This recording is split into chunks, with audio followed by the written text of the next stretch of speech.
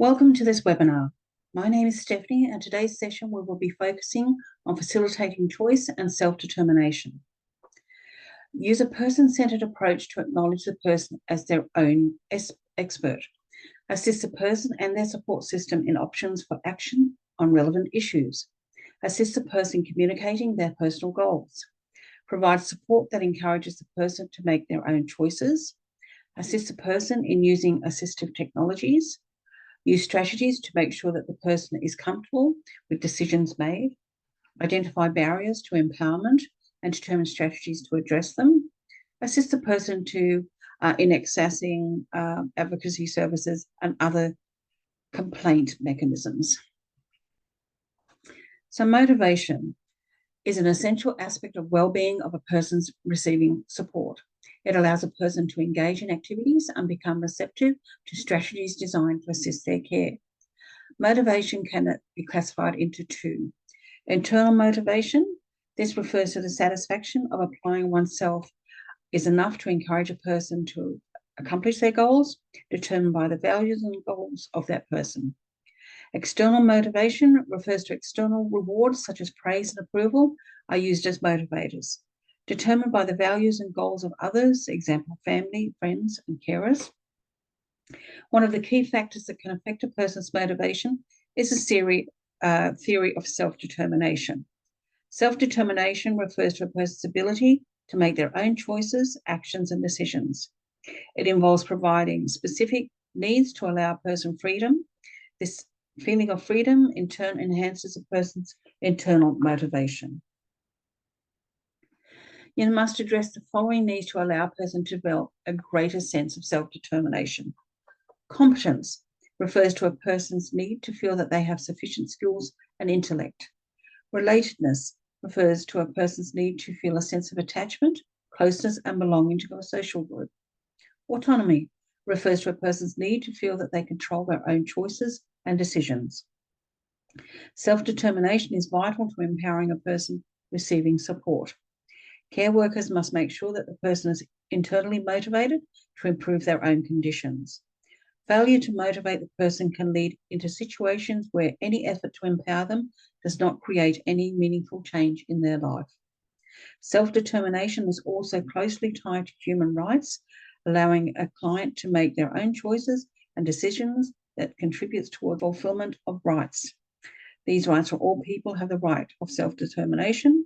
Persons with a disability have the inherent right to respect for their human dignity. Persons with a disability are entitled to the measure designed to enable them to become as self-reliant as possible.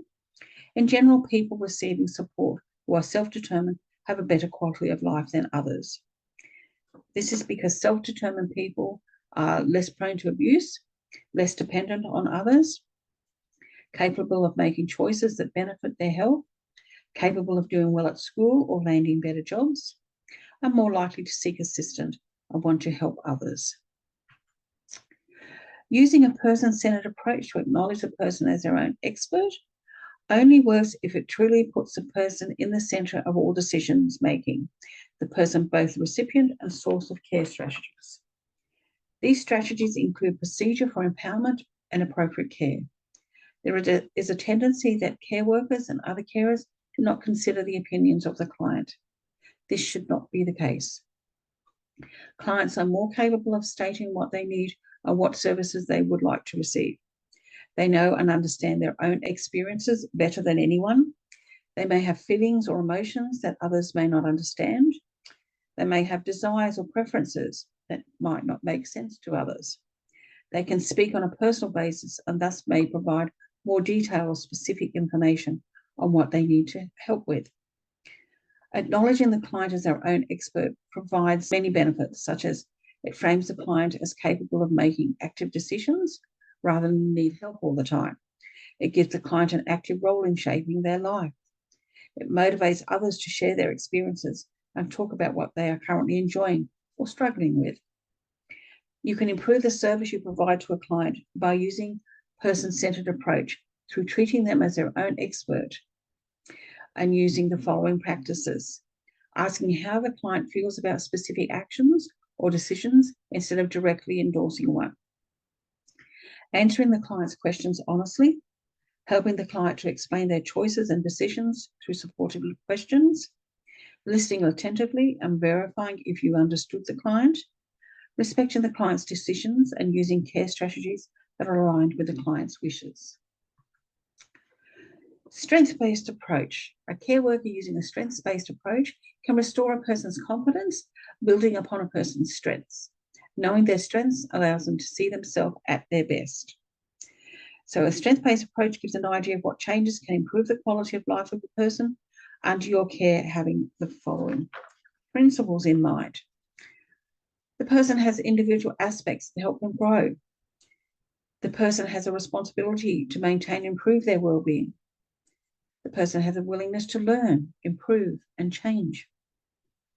When using strength-based approaches, a care worker must assess the strengths and capabilities of the person and use them in a planning care strategies, maximize the use of resources available to the person to improve their condition, induce hope in the person by affirming their improvement and showing an appreciation for their capability, allow the person to choose what they want to do or how they want to work on their problems.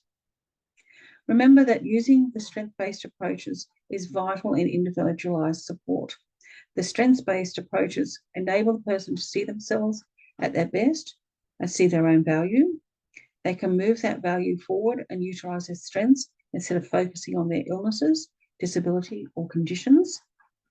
Help in identifying constraints or limitations present in the person's environment and look for ways in addressing and removing these constraints or limitations to enable the person to achieve their goals. Self-advocacy simply means allowing and assisting a person in speaking up for themselves. As a care worker, you must help the client access the various self-advocacy groups available to them. Throughout Australia, many self-advocacy groups have been formed so that people can share practices and information. This support allows a client to speak up for themselves, fight for their rights, work together with other people to make change. Self-advocacy groups offer a wide range of activities and programs. As a caregiver, you may need to assist the people under your care taking part in various activities.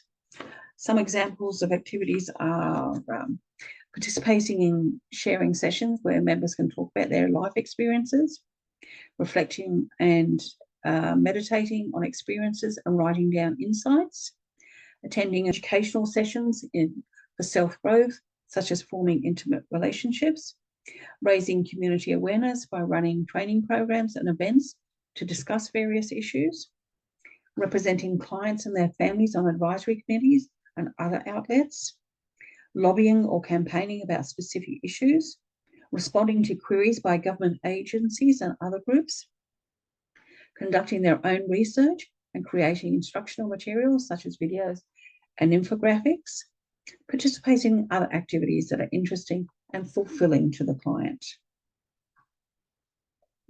Assist the person and their support system in options for actions on relevant issues.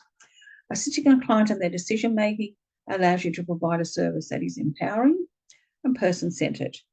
Doing so can be challenging as a person may have difficulty making their own decisions, in some cases due to challenges in processing and understanding information.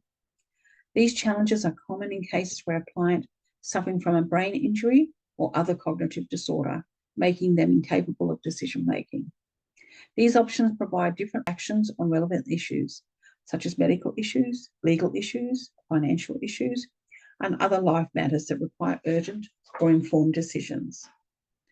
Supported decision-making is the provision of support which enables persons with cognitive disability to exercise their legal decision-making rights, also called legal capacity. It involves the appointment of supporters who are responsible for helping the person in making decisions, assisting the client in weighing different options, affecting the support services the client receives, and other important matters. Supporters can be family members, close friends, primary caregivers, partners or significant others, relevant others, example, any person that the person trusts to assist them in making correct decisions. Supporters can take on a specific legally recognised role, These roles are based on federal and state or territory legislation. Therefore, supporter roles may vary depending on your state or territory. Below are recognised roles of supporters in Victoria. Supportive attorney based on Powers of Attorney Act. A client appoints a supportive attorney to support them to make and act on their decisions except for financial transaction like property selling. Supportive guardian and supportive administrator based on in Guardianship and Administration Act, that is supporting a client to make their own decisions. Support person, medical, based on Medical Treatment Planning and Decisions Act. A client can appoint another person as their medical support person to help make, communicate, and act on their medical treatment decisions. Plan nominee, based on National Disability Insurance Scheme. A plan nominee is someone appointed to act on behalf of an NDIS participant.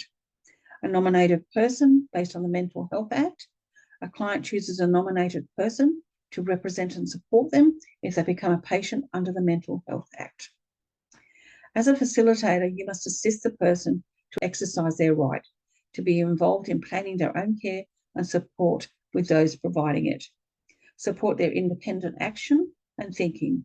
To assist and support your client, you should consider giving the client and their supporters enough space and time to discuss their options and make their decisions. Take note of all decisions that the client makes. Be aware of every supporter's role. Look out for possible instances of abuse or conflicts of interest. Remember that the client themselves is experiencing changes. Remember your original goal of empowerment and self-determination. Assist the person communicating their personal goals. A self-determined and motivated person will be much easier to care for. As a care worker, you must assist your client in clearly communicating their personal goals with you and others involved in their individualised plan to ensure that the client will have the necessary support they need to achieve their goals. To assist the client, you could consider asking for your client's consent, discussing all essential details with your clients, respecting their wishes, following the procedures on privacy, confidentiality, and disclosure, and making sure to prevent others from forcing your clients to share their information. As you assist the person communicating their personal goals, make sure to adhere to the principles of active support. Doing so allows you to understand the person better and make it easier for them to state their ideas, shows the person you are committed to assisting them and that you care about their goals. Active support. As a care provider, you must show that you will use the information on clients' personal goals for active support. To do this, you'll have to abide by the following principles.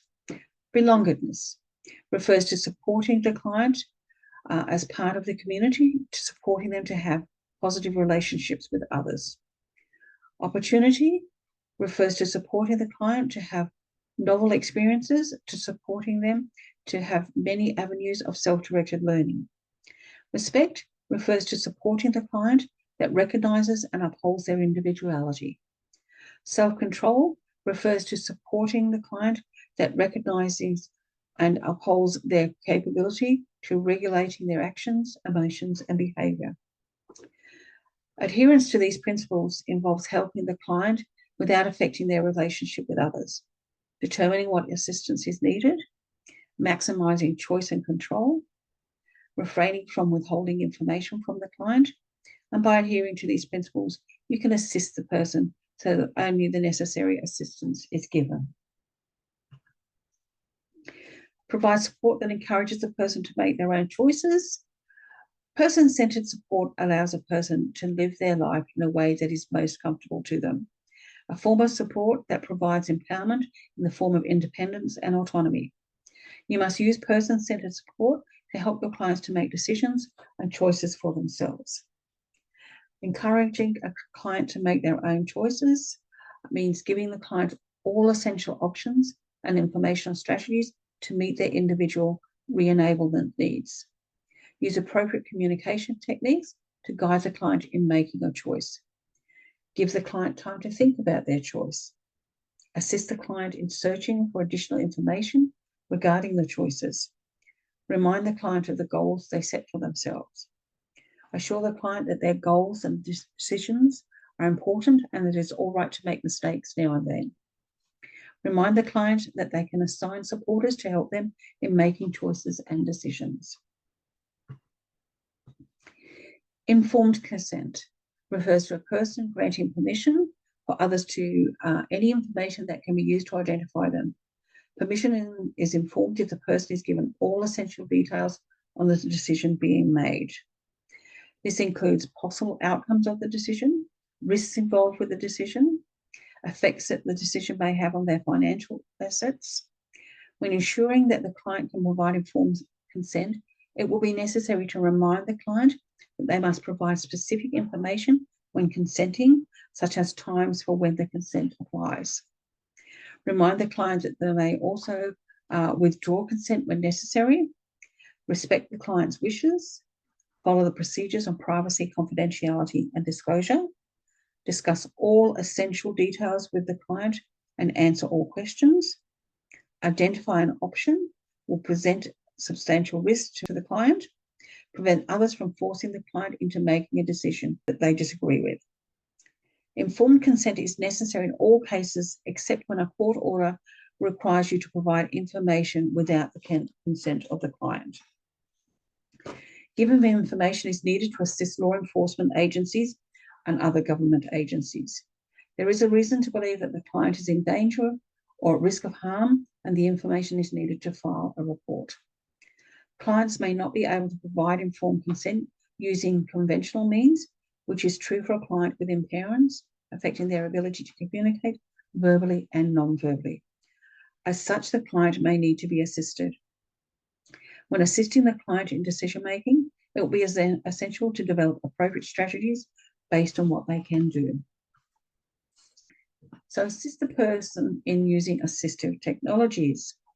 Assistive technologies refers to the devices and equipment designed to support persons with a disability to help them live their independent lives.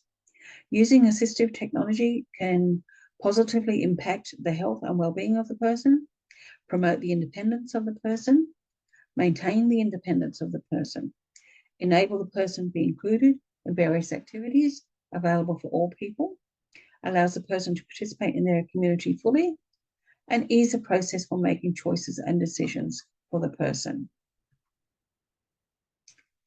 So, scope and breadth of assistive technology. Some scope refers to the activities where a person can use assistive technology.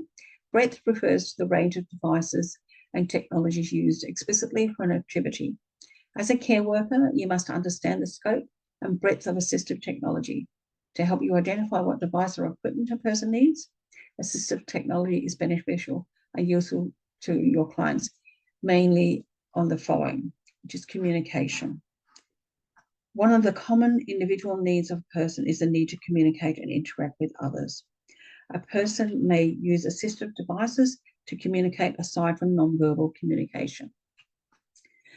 So, assistive technology used for communication according to a person's impairment, such as hearing. FM systems are wireless devices, used radio signals to connect a microphone to hearing aids or receivers. Closed captioning software converts speech and sounds into text for persons with hearing impairment to follow along the program. Hearing aids help people with hearing difficulty to regain some level of hearing. Speech. Communicators are devices used for communication. These devices can range from a simple notepad to electronic communication boards and keyboards. Eye gaze is an electronic device that allows a person to communicate by looking at words or commands on a screen. Text-to-speech software allows a person to type out what they want to say, and the device can read it aloud to others to hear. Vision. Alternative print materials are books, manuals, and handouts. They are printed high contrast text for a client with partial vision loss, braille for a client with complete vision loss. Pocket magnifiers are portable lenses to make text and objects appear larger. Audiobooks are recordings of print materials being read out loud. Reading gadgets convert the text of printed materials that are usually unavailable in audio, braille, or in large print form into speech. Text-to-speech is a feature in modern phones and computers that can read text on screen aloud.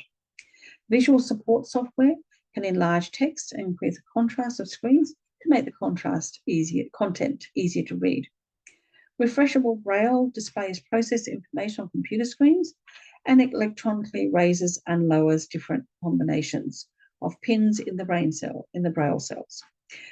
Text continuously changes as the person moves the cursor around the screen. Cognition and memory loss. Sensory regulators allow the person to cope with lowered or heightened senses. Noise-cancelling headphones reduce distracting background noises to prevent overstimulation. Memory cueing aids help the person recall information. Word prediction software is a kind of software that aids the person with writing and spelling difficulties by recalling words that can improve their grammar and sentence structure. Daily living activities. These refer to the self-care activities people do every day to help keep themselves safe, healthy, and feeling good. These activities are usually done in the home and independently by the person. There are two kinds of activities for daily living. So, activities for daily living, these include self-care tasks at home. So, continence, using the toilet, hygiene, example, bathing, brushing and styling your hair, shaving, dressing, etc. Mobility and transferring, example, walking, getting in and out of bed. Eating and drinking, pressure area management, and carer support. For instance, alerting carers if there's a problem. Instrumental activities of daily living.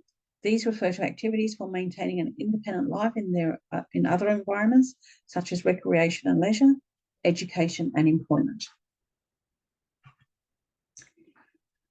Daily living activities. Assistive technology used for kinds of activities for daily living, such as continence, could be bedpans, bedside commodes, bed and chair pads, toilet seat raisers, and urine drainage bags or catheters. Self-care and hygiene would include grab bars, shower chair or bench, anti-slip mats, and dressing aids. Mobility refers to walking sticks, walkers, crutches and canes, wheelchairs, prosthetic devices, and reaches. Transferring, slide sheets, transfer belts, transfer boards, slings, stretchers, and hoists. Eating and drinking, such things as adaptive dinnerware, assistive utensils, utensil holders, feeding devices, weighted utensils, non-skid plates, and assistive cups and mugs. Pressure area management. Technology includes projectors, cushions, electronic bed frames, offloading footwear, and sleep petitioners. Carer support, fall detectors, passive infrared detectors, panic buttons, personal alarms, and smart plugs. Recreation and leisure, adapted equipment, magnetic board games, all-terrain wheelchairs, self-driving cars, switched adapted equipment. Education and employment is things such as ergonomic furniture, pen and pencil grips, audio recordings, physical modifications, and ramps. Support the person's use of assistive technology. So as a support worker, you must support the client when they are using assistive technology, including them assisting them to exercise their right to use the technology to facilitate their choice in their independent action and thinking. In supporting the client, you need to take into consideration to make sure that assistive devices and equipment are available, making sure that assistive devices and resources align with the individual needs of the client, consider the budget of the client, consider the client's learning environment, determine if the client needs custom-made equipment, ensure that the client understands how to use the assistive technology, and make sure that the equipment is well maintained. Use strategies to make sure the person is comfortable with decisions made. As a care worker, you must ensure that the client is comfortable why any decision being made on their behalf. It can be challenging to do this, especially if the client needs a guardian or administrator precisely due to difficulties in communicating their decisions effectively. Some examples of strategies that you will have to use are appropriate to a client's needs and capabilities, are saying that the client can communicate effectively but cannot make decisions. Look for changes in routine or behaviour. Check the nonverbal cues that the client is not comfortable about the decision made by their guardian or administrator. Be alert for any signs that the client is being abused or neglected. If at any point you notice that the client is not comfortable with the decisions being made for them, you must help the client to calm down. Ask the client if they are uncomfortable with the decision made for them. Based on the client's response, provide appropriate assistance. Explain to the client why certain decisions had to be made. Go over the duties and responsibilities of the guardian and administrator. And if necessary, assist the client in submitting a complaint to the proper authorities. Identifying barriers to empowerment and determine strategies to address them. One of your responsibilities as a care worker is to work with your clients to identify the obstacles that affect their empowerment. To do this, you must understand various concepts of barriers and obstacles a person may face. The following are common barriers to empowerment that people face. Attitudinal barriers. These barriers are the most basic and contribute to other barriers. Communication barriers. These barriers faced by persons with impairment when communicating. Physical barriers. These barriers are structural obstacles that can affect one's ability to move freely around in the person's environment. Policy barriers. These barriers are related to laws or policies that discriminate against persons with the impairment. Social barriers. These barriers are related to the social determinants of a person's health. These determinants include how a person is born, grows, lives, learns, works, and ages. Some strategies you can follow when consulting the client to identify barriers they face are reviewing the individualized plan of the client.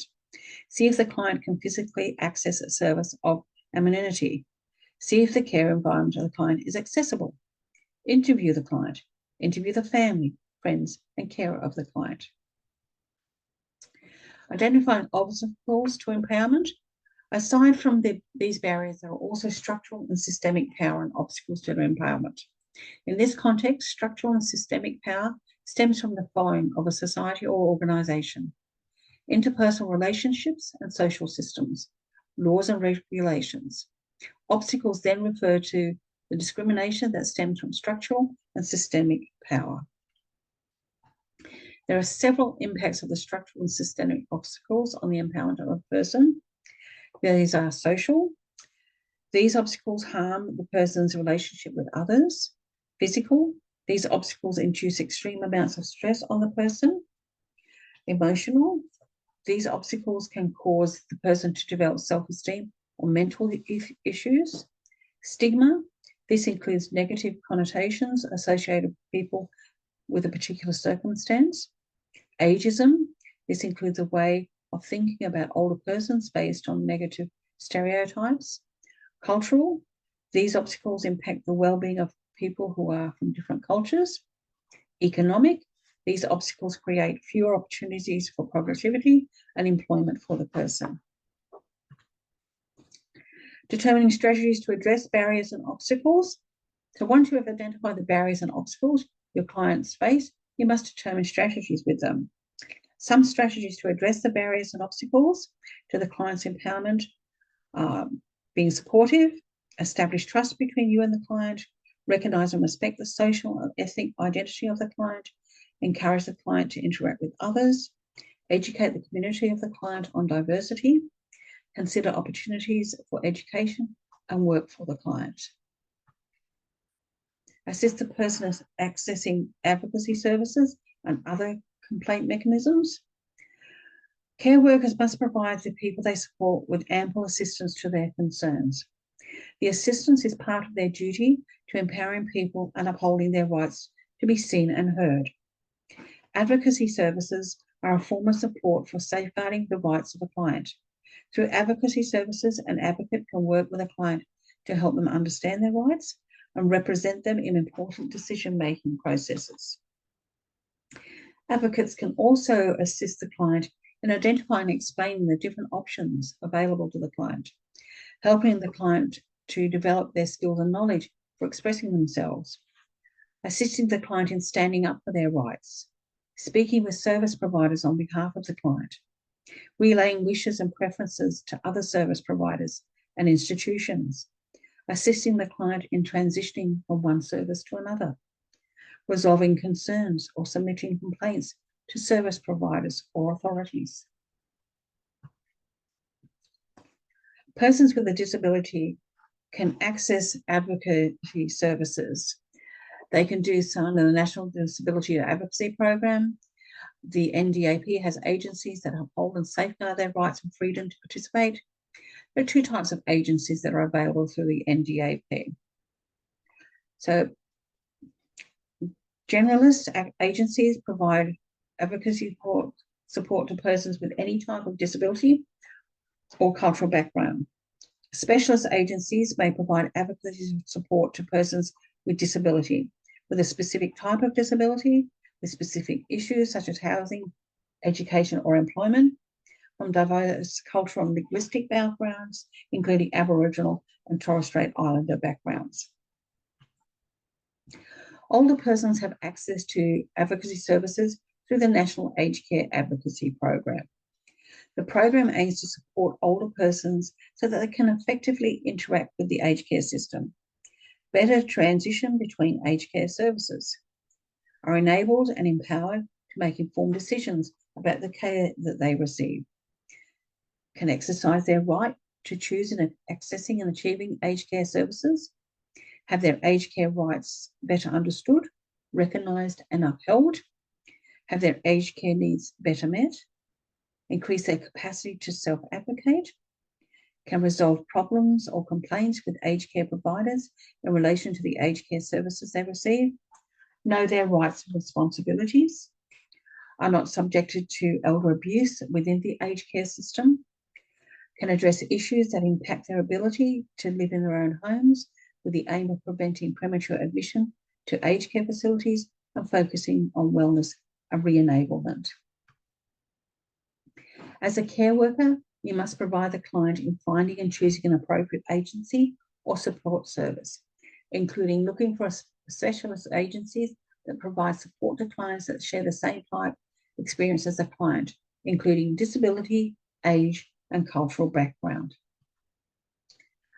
Looking for specialist agencies that provide support to clients and share the same type of experiences as a client, including linguistic background and financial background.